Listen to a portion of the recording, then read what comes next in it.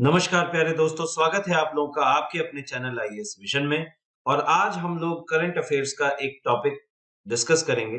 Science and technology based ये current affair है and बहुत ही स्पेसिफिक है, इसीलिए इस बार आने के चांसेस भी हैं।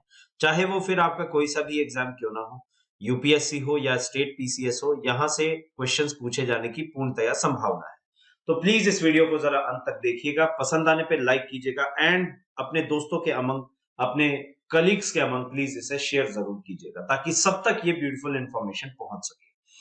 तो चलिए वीडियो को शुरू करते हैं। देखिए, जेम्स वेब स्पेस टेलीस्कोप ये क्या है? ये एक बहुत ही अमेजिंग फीट है जो कि ह्यूमैनिटी ने अकम्प्लिश किया है।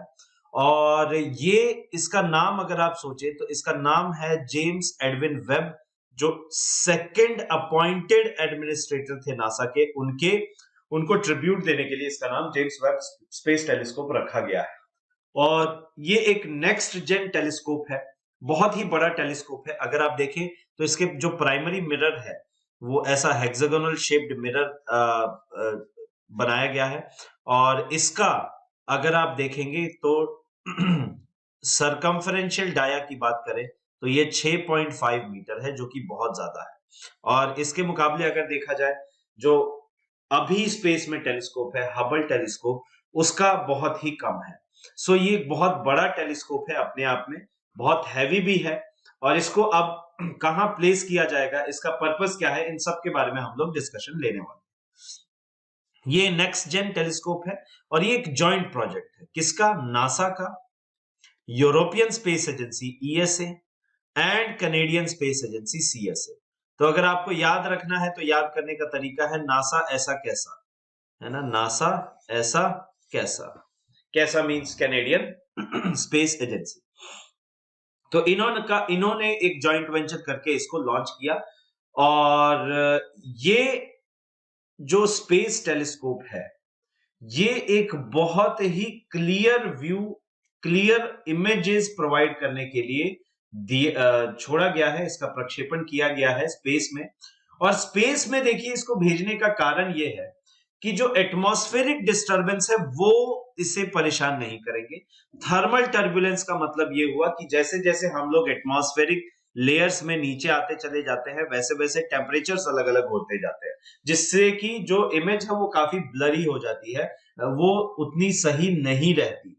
तो ये एक प्रॉब्लमेटिक सिनेरियो होता है ग्राउंड बेस्ड टेलीस्कोप्स के लिए, राइट? तो दैट इज व्हाई इसमें ऐसा नहीं किया जाता है। ठीक है, नेक्स्ट हम लोग जरा आगे चले। देखिए, बहुत ही क्लियर और शार्प इमेजेस देगा ये, जो कि स्पेस ऑब्जेक्ट्स हैं उनकी। और ये बहुत दूर ऑब्जेक्ट्स को भी डिटेक्ट कर सकता है। जैसे एक छोटा सा एग्जांपल देता हूं, जो ग्राउंड बेस्ड टेलीस्कोप्स हैं उन्होंने 5 billion light years 5 billion light years away galaxies को डिटेक्ट किया है। ठीक है, जो कि मतलब इनका फार्देस्ट रीच है ग्राउंड बेस्ड टेलीस्कोप्स का।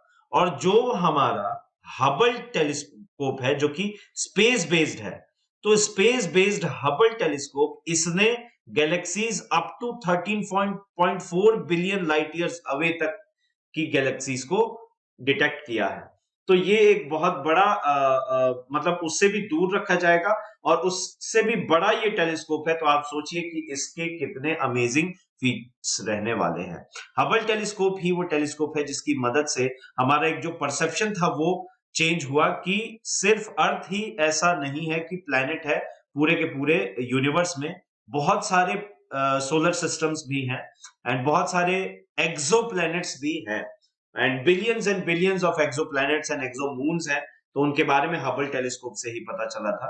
हबल टेलीस्कोप इस जेम्स वेब स्पेस टेलीस्कोप के मुकाबले बहुत छोटा टेलीस्कोप है। अगर बात की जाए, इसका जो सरकमफरेंशियल डाया 6.5 मीटर है प्राइमरी मिरर का, उसका 2.4 मीटर ही था। किसका? हबल टेलीस्कोप का। तो अब आप सोचिए कि इससे और कितनी अच्छी और अमेजिंग डिस्कवरीज हम करने वाले हैं। अब इसकी पोजीशनिंग कहां की गई है वो सबसे इंपॉर्टेंट है। इसको मैं आपको जरा एक डायग्राम से भी दिखाऊंगा। देखिए, ये पुट किया गया है लैग्रेंज पॉइंट पे। लैग्रेंज पॉइंट क्या होता है? ये वो पॉइंट है जहां पे अर्थ और सन का जो ग्रेविटेशनल फोर्सेस है वो एक दूसरे को क्या करेंगी? बैलेंस आउट कर लेंगे। ठीक है, और जो स्पेसक्राफ्ट है वो इन्हीं के बीच में स्टेबल मोशन करेगा। तो लैग्रेंज पॉइंट इसी को कहते हैं। कुल मिला के 5 लैग्रेंज पॉइंट्स हैं हमारे धरती और सूर्य के बीच में। तो उनमें से लैग्रेंज पॉइंट 2 पे इसे रखा गया है। लैग्रेंज पॉइंट 2 की क्या खासियत है कि ये अर्थ के पीछे रहता है, और ये देखिए ये अर्थ के अगर पीछे है, परमानेंटली बिहाइंड है, तो उससे फायदा क्या होगा कि जो टेलीस्कोप है वो सनरेज से बचा रहेगा। क्योंकि क्या होता है, कई बार सोलर आउटबर्स्ट होते हैं, आपने सुना होगा सोलर फ्लेयर्स होती है, सोलर विंड्स होती हैं, तो वो क्या कर सकती हैं, ऐसे इक्विपमेंट्स को खराब कर सकती हैं। तो इसीलिए उसकी शील्डिंग जरूरी है। तो लैग्रेंज पॉइंट 2 इसके लिए सबसे इंपॉर्टेंट और सबसे अहम और इनफैक्ट सबसे प्रोटेक्टिव पोजीशन बनती है। इसी के अलोंग जो है 365 दिन में जो अर्थ रोटेशन करती है, वैसे ही रिवॉल्यूशन करती है सन के अराउंड, वैसे ही ये टेलीस्कोप को भी करता चला जाएगा, राइट। अब इसमें क्या है कि हम दो साइड्स देखेंगे। एक साइड रहेगा जो सन को फेस करेगा, दूसरा जो सन से प्रोटेक्टिव रहेगा। एंड ये क्या करेगा, इसकी जो खास बात है, ये इंफ्रारेड बेस्ड टेलीस्कोप है। अब इंफ्रारेड बेस्ड क्या है मैं आपको समझाता हूं। पहले आपको ये समझना होगा विबग्योर क्या होता है। ठीक, विबग्योर होता है violet, indigo, blue, green, yellow, orange, red. तो ये जो कॉम्पोजिशन है, इन्हीं से मिलकर लाइट बनती है और इसी को विजिबल लाइट भी बोलते हैं। यानी इन्हीं रेज की वजह से, इन्हीं कलर्स के कॉम्बिनेशन की वजह से हम लोग देख पाते हैं। अब जब इसके बाद चला जाए तो इसके बाद आता है इंफ्रारेड, आपने सुना होगा जरूर, और इसके पहले आता है आपका अल्ट्रा वायलेट। अल्ट्रा वायलेट भी सुना होगा। अल्ट्रा वायलेट हार्मफुल रहती है, इंफ्रारेड रेडिएशन आपका एमिट किया जाता है जनरली किसी भी लो टेम्परेचर बॉडी के द्वारा। इसका वेवलेंथ ज्यादा होता है, यानी कि ये ज्यादा दूर तक ट्रेवल कर सकती है। ठीक है, वेवलेंथ ज्यादा रहता है। आपने कभी नोटिस किया होगा कि जैसे कभी भी सनराइज और सनसेट के वक्त जो सूर्य है उसकी दूरी सबसे अधिक होती है पृथ्वी से, तो रेडिश दिखाई देता है। और जब वो हमारे एकदम ऊपर है, नून में एकदम फोरहेड है सन की पोजीशन, तो सबसे कम दूरी है। तो उस पोजीशन पे क्या होगा कि वहां पे जब भी ऐसा देखा जाएगा तो जो वो पोजीशन है वो सबसे लीस्ट पोजीशन है, वहां पे स्काई ब्लू दिखाई देता है। तो इसका मतलब ये हुआ कि दूर से अगर कोई ऑब्जेक्ट आ रहा है तो वो रेडिश होगा, और भी ज्यादा दूर से आ रहा है तो उससे जो रेज आ रही हैं वो इंफ्रारेड रीजन में आ जाएंगी। आई होप आपको ये कॉन्सेप्ट बिल्कुल क्लियरली समझ में आया हो। अब मैं जरा एक चित्र की मदद से भी समझाता हूं। देखिए, ये अर्थ है, ये उसके चारों तरफ मून की ऑर्बिट है, और ये इनफैक्ट मून से भी दूर रखा गया है, यानी कि ये लैग्रेंज पॉइंट 2 पे है, और ये हमेशा अर्थ से प्रोटेक्टेड रहेगा, और ये साथ के साथ में रोटेशन करता चला जाएगा। ठीक, अब जरा इसके दोनों साइड्स जिनकी मैंने बात की थी, देखिए जो सन फेसिंग साइड है इसमें 85 डिग्री सेल्सियस तक का टेम्परेचर रहेगा। सोलर पैनल्स हैं, चार्ज होंगे, कम्युनिकेशंस का एंटीना है, मतलब कंप्यूटर जो कि इस हीट को विदस्टैंड कर सकते हैं, है ना। उसके अलावा जो कूल साइड है -233 डिग्री सेल्सियस, ये कोल्ड साइड है जो कि सन रेज को फेस नहीं कर रहा है। तो यहीं पे वो प्राइमरी मिरर है, यहीं पे डिटेक्टर्स हैं, यहीं पे फिल्टर्स हैं। तो साइंस इंस्ट्रूमेंट्स यहाँ पे बहुत सारे हैं जो कि मेजरली सारे का सारा डिटेक्शन ही यहां से होने वाला है। तो इसको शील्ड किया गया है, एक तो अर्थ से, दूसरा ये कंप्यूटर, सोलर पैनल और आपके स्टीयरिंग जेट्स की मदद से। तो दैट इज वाई अब आप समझ सकते हैं कि जो इंफ्रारेड, क्योंकि इंफ्रारेड डिटेक्शन के लिए जो कैमरा होता है, जो आपका रिसीवर होता है, जो सेंसर होता है, बहुत सेंसिटिव होता है, टेम्परेचर सेंसिटिव। अगर बहुत ज्यादा टेम्परेचर हुआ तो वो फिर पिघल पुघल जाएगा। सो दैट इज वाई जरूरी ये था। तो ये पोजीशन, इसको आपको जान लेना बहुत ज्यादा जरूरी है। अब देखिए डॉपलर इफेक्ट से आप समझ सकते हैं, जैसे कोई एम्बुलेंस है, अगर आपके पास आ रही है तो बहुत तेजी से आवाज आती है, नू, नू, नू, नू, इस तरीके से आवाज आती है, और जब वो दूर जाती है तो यानी कि लो फ्रीक्वेंसी रहेगी जब आपसे दूर जा रही है, जब आपके पास आ रही है तो हाई फ्रीक्वेंसी।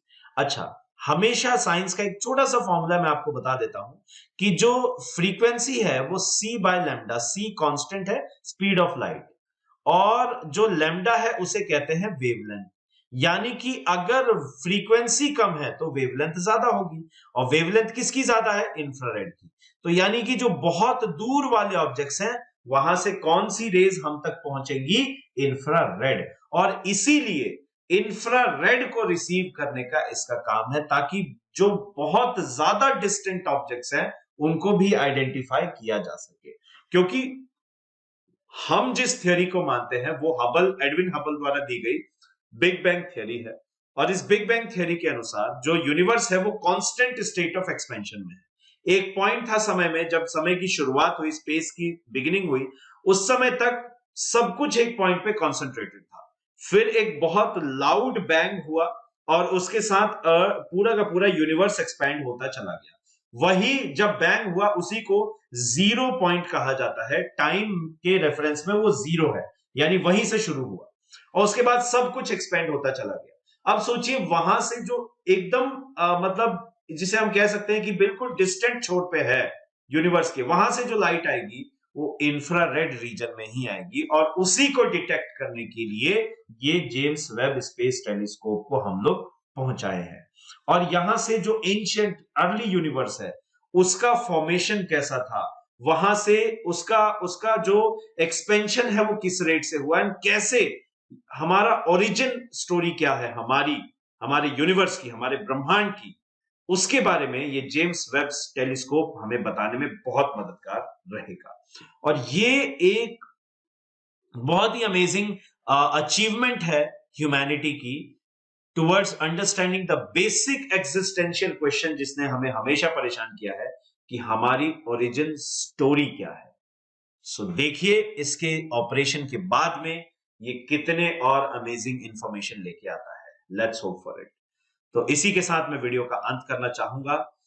वीडियो को शेयर जरूर कीजिएगा, लाइक कीजिएगा एंड दिल खोल के चैनल को सब्सक्राइब कीजिएगा अगर आप नए हैं। तो ऐसे ही अमेजिंग वीडियोस हर दिन अपलोड होते हैं और बहुत ही ज्यादा इंफॉर्मेशन आपको दी जाती है विद इन 10 to 20 मिनट्स।